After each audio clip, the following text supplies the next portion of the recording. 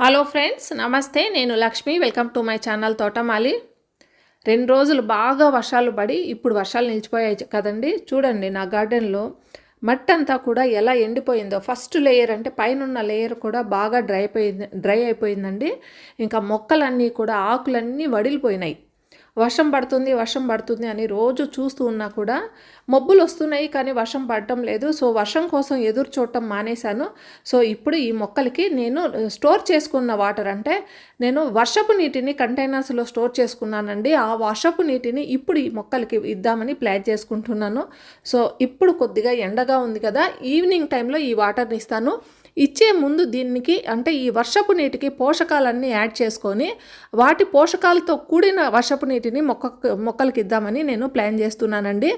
Already మనకు వర్షపు నీటిలో నైట్రోజన్ అనేది రిచ్గా ఉంటుంది.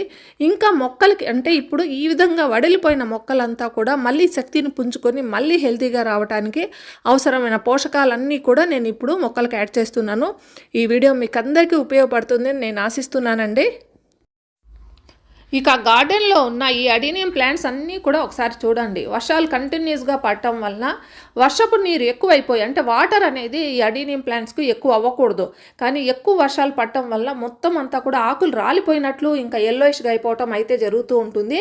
ఈ విధంగా రావటం అయితే డేంజర్ అండి అడీనియం ప్లాంట్స్కి. 1-2 మొక్కలు ఉంటే మనం ఏం చేయాలంటే మన పైన ఎక్కడైనా వర్షం పడని చోట మనం పెట్టుకోవచ్చు. కాకపోతే వందలాది మొక్కలు ఉన్నాయండి. సో వాటిని ఎక్కడికి మార్చుకోవటానికి నాకు వీలవుతుంది. సో వాటి గురించి కూడా ఈరోజు నేను వర్షం లేదు కాబట్టి ఇప్పుడు కేర్ తీసుకొని వాటికి సరైన ట్రీట్మెంట్ అయితే ఇవ్వాలి. సో ఇవన్నీ కూడా ఈరోజు వీడియోలో మీకు చూపిస్తాను. ఫస్ట్ ఇది వర్షపు నీరండి. 200 లీటర్స్ డ్రమ్లో ఎక్కడైతే వాటర్ పైనుంచి పడుతుందో అక్కడ ఈ కంటైనర్ని పెట్టుకోవడం వల్ల ఇది వర్షం పడినప్పుడు ఫుల్గా నిండిపోయి ఉంటుంది. ఈ వర్షపు నీరు కొద్దిగా కలర్ ఎందుకు మారిందంటే ఇంతకుముందు నేను ఇందులో ఆనియన్స్ ఉల్లిపాయ పొట్టు ఉండే బ్యాగ్ను వేసేసానండి. ఆ వాటర్ని అంతా వాడేసినా కూడా కొద్దిగా కింద వైపు కొద్దిగా ఆనియన్ పొట్టు ఉంది. సో దానివల్ల ఆ కలర్ అయితే ఆ విధంగా ఉంది.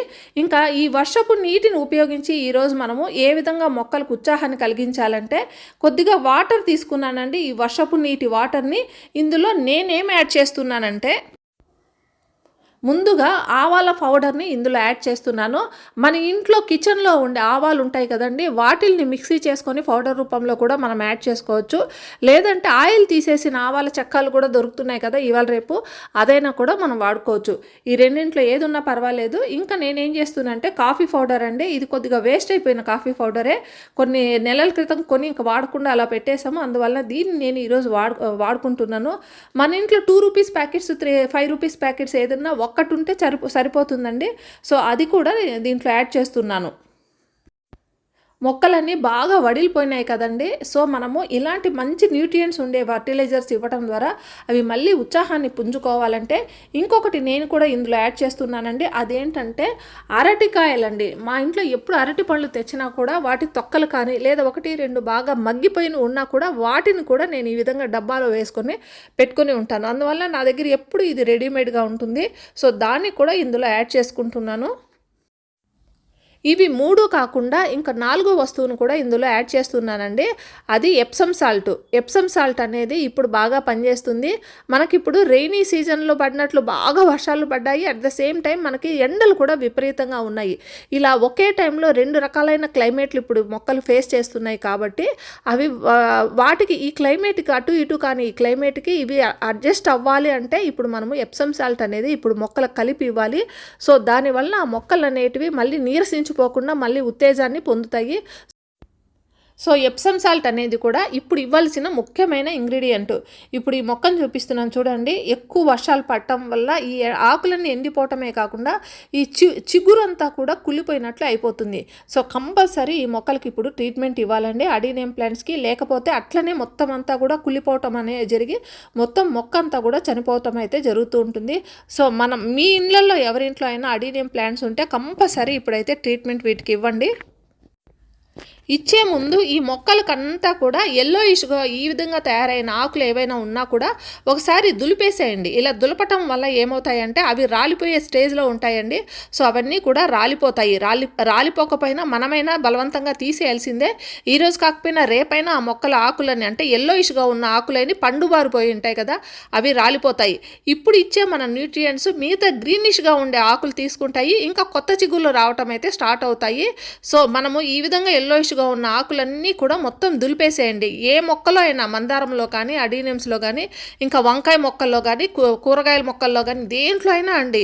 ఈ పసుపు బారిపోయినవి, మాగిపోయినవి, మగ్గిపోయినవి అనే ఆకులు అంటారు కదా! వాటిలంతా కూడా దులిపేసేయండి. ఇప్పుడు కంపల్సరీ ఈ అడీనియం ప్లాంట్స్కి అయితే మనము ఫంగిసైడ్ యాడ్ చేయాల్సిందే. ఫంగిసైడ్ యాడ్ చేయకపోతే కుళ్ళిపోవటం అయితే మొక్క జరుగుతుంది. ఇంకా కాడెక్స్లు కూడా కుళ్ళిపోయే అవకాశం ఉందండి. ఈ వర్షాకాలంలో మనం తీసుకోవాల్సిన ఫస్ట్ జాగ్రత్త అడీనియం ప్లాంట్స్కి ఏంటంటే మనము ఈ ఫంగిసైడ్ను యాడ్ చేయటం. నేనైతే సాఫ్ ఫంగిసైడ్ యూజ్ చేస్తున్నానండి. మీ దగ్గర ఏ ఫంగిసైడ్ ఉన్నా కూడా దాన్ని యాడ్ చేసుకోండి. 5 గ్రామ్స్ అండి, 5 లీటర్స్ వాటర్లో 5 గ్రామ్స్ యాడ్ చేసేసుకున్నాను. ఇక ఈ ఫంగిసైడ్ కలిపిన వాటర్ని అయితే మొత్తం అన్ని అడీనియం ప్లాంట్స్కి అయితే కలపండి, పోయండి. పోయటం అంటే ఇట్లా అట్లా కాదండి, మొత్తం వాటర్ అంతా కూడా కిందికి వచ్చేసేయాలి. చివరి వరకు కింద అంచుల వరకు మొత్తం వాటర్ తగిలేటట్లు పోయాలన్నమాట. మనం అది కూడా చెక్ చేసుకోవాలండి, పోసిన వాటర్ కిందికి దిగుతుందా లేదా అనేది. ఈ టైంలో అంటే ఈ రెయినీ సీజన్లో ఇది చాలా ఇంపార్టెంట్. ఇప్పుడు ఇలా పోసిన వాటర్ దిగటం లేదు అంటే ఇంకా రెయిన్స్ పడితే వర్షపు నీళ్ళు కూడా కిందకి దిగటం లేదని అర్థం అనమాట. సో, మనం ఈ విధంగా జాగ్రత్తలన్నీ తీసుకోవాలి. వాటర్ పోసిన తర్వాత మొక్కల పైన ఆకుల పైన ఇంకా కొమ్మల మీద ఇంకా అన్నిటి మీద తడిచేటట్లు పోయాలండి. ఇప్పుడు ఫంగిసైడ్ని ఇవ్వటం అయితే ఈ అడీనియం ప్లాంట్స్కి చాలా ఇంపార్టెంట్. వర్షాలు తగ్గినప్పుడు మనం ఇలా ఫంగిసైడ్ పౌడర్ని మనము ఈ అడీనియం ప్లాంట్స్కి ఇస్తే మళ్ళీ వర్షాలు పడినా కూడా మన మొక్కలకైతే ఎలాంటి డ్యామేజ్ అవ్వదండి, చనిపోవటం అయితే జరగదు. చూడండి, పడిన వాటర్ అంతా కూడా అంటే పోసిన వాటర్ అంతా కూడా మొత్తం అంతా డ్రైన్ అయిపోయి కిందికి కారిపోయింది. ఇంకా ఏ మొక్కలో కూడా వాటర్ నిల్వ ఉండలేదండి. మనం ఈ విధంగా చెక్ చేసుకుంటే ఇంకా మళ్ళీ వర్షాలు పడినా కూడా మనకి ఈ మొక్కలకి ఎలాంటి ప్రాబ్లం రాదు. ఇంకా ఈవినింగ్ అయిన తర్వాత నేను ఇందాక మధ్యాహ్నమే కలుపుకున్నాను కదండి, అదంతా కూడా ఈ 200 లీటర్స్ డ్రమ్లో కలిపేసుకుంటున్నాను. నేను ఇప్పటి వరకు చూపించిన ఫర్టిలైజర్స్ అన్నీ కూడా ఏ ఒక్క మొక్కకు అంటే మందారం మొక్కలకైనా కానీ లేదా రోజెస్కి కానీ అనేటట్లే చూపించాను కదండి. ఇప్పుడు ఈ 200 లీటర్స్ డ్రమ్లో ఉన్న ఈ ఫర్టిలైజర్ని అయితే అన్ని రకాలైన కూరగాయ మొక్కలకి, ఆకుకూర మొక్కలకు మాత్రం ఇవ్వకండి. ఇంకా ఫ్లవరింగ్ ప్లాంట్స్కి, కూరగాయ మొక్కలకి, ఫ్రూటింగ్ ప్లాంట్స్కు వీటన్నింటికి మనం ఇచ్చుకోవచ్చు. ఈ విధంగా మనము వర్షపు నీటిని 200 లీటర్స్లో కానీ 100 లీటర్స్ డ్రమ్లలో కానీ స్టోర్ చేసుకున్నప్పుడు ఇలా మనము వర్షపు నీటిలో ఇవన్నీ కలిపి ఇవ్వటం ద్వారా 2-3 రోజులు వర్షం పడనప్పుడు మనము మామూలు వాటర్ కాకుండా అంటే పైప్ ద్వారా ఇస్తున్నాం కదా, ఆ వాటర్ని కాకుండా ఇలా మనం స్టోర్ చేసుకున్న వాటర్ని ఇవ్వటం ద్వారా వీటిలో సహజంగానే రెయిన్ వాటర్లో ఉండే నైట్రోజన్ ఇప్పుడు మనము వాటికి ఇంకొన్ని యాడ్ చేసి ఇవ్వటం ద్వారా ఈ మొక్కలన్నీ కూడా బాగా బలంగా తయారవుతాయండి. ఎప్పటికప్పుడు మనం కంటైనర్స్లో నాటుకున్న మొక్కలకి పోషకాలు ఇస్తూ ఉంటేనే అవి చక్కగా పెరుగుతాయి. లేకపోతే నేల మీద ఉన్న మొక్కలకైతే వేర్లు భూమిలోకి వెళ్ళిపోతూ ఉంటాయండి. భూమిలో వాటికి కావాల్సిన పోషకాలు, న్యూట్రియంట్స్ అన్నీ దొరుకుతూ ఉంటాయి. కాకపోతే మన కంటైనర్స్లో పెంచుకుంటున్న మొక్కలకు మాత్రము ఎప్పటికప్పుడు ఇస్తే మనకు రిజల్ట్ కూడా ఆ విధంగానే ఫ్లవరింగ్ కానీ, ఫ్రూటింగ్ కానీ, వెజిటబుల్స్ కానీ వస్తూ ఉంటాయండి. సో, ఈ విధంగా మనము ఈ పోషకాలు ఉన్న రెయిన్ వాటర్ని ఇవ్వటం ద్వారా మళ్ళీ మరుసటి రోజు మార్నింగ్ అంతా ఈ మొక్కలన్నీ కూడా చక్కగా ఉత్సాహాన్ని పొంది మళ్ళీ బాగా హ్యాపీగా తయారవుతాయండి.